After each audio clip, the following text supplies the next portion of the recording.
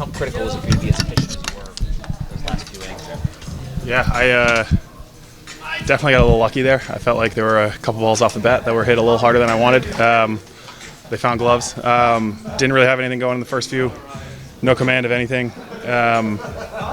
Was either leaving pitches in the zone or nowhere close, and they capitalized on the first 2 innings, and then got a little lucky there. So did you make an adjustment? Like, did it feel different after that? Yeah, Ruben was saying that it felt like I was softer into my front side and kind of like pulling the ball over to the glove side, and that's I had no command glove side. So he said instead of trying to make any adjustment, just go to the four seam and my new little cutter, because that gets me in better positions from where I was at. So I threw a few more of those than I probably normally would have, especially with their scouting report. And I think it kind of got me into better positions for the rest of the game. And thus, then fewer sinkers. Yeah, I threw a bunch in the first few innings, and that was my plan going into it, and I just couldn't execute it. I think by your body language and just kind of knowing you a little bit, you pissed about the first few, and then, but what you did the final 3, how do you then look at this game? Obviously, it's a success because we won the game. I think I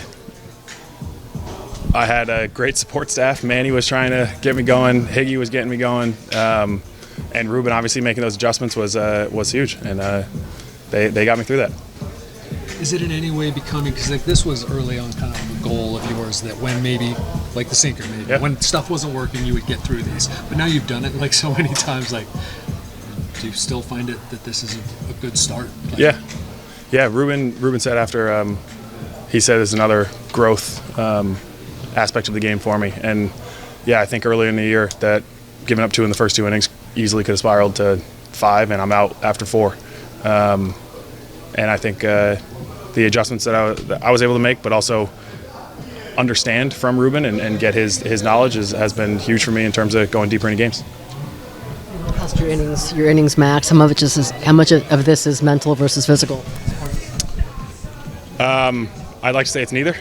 Physically, I feel great, and mentally, I'm not thinking about it. So. What do you think of what Jackson's been able to do? Oh my God! My wife always texts me throughout the game. Obviously, I can't see it until the game's over. It's like every single game. It's like Jackson's a freaking beast. Jackson's a stud. Whatever, and that's all it is. His performance has been incredible. I think that he is honestly like the MVP of our team, and without him, I don't know where we'd be, both offensively and defensively. And he just continues to come up clutch, and his energy is something that we can all work off of. When you say MVP of the team, I imagine like the energy is part of it. Like, how would you quantify what that is? Yeah, I think it's a fine line you walk on. He's 21 years old.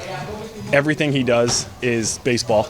It's not like he has a family that he goes home to and kids that he can go talk to.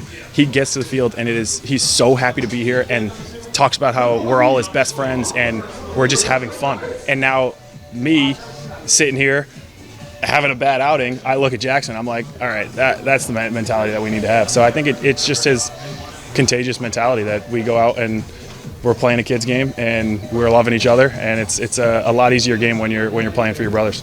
How many rookies have you been around like that? None. I have no idea where his career is going to go, but it's still on the up. It's insane, and I'm very happy to be his teammate.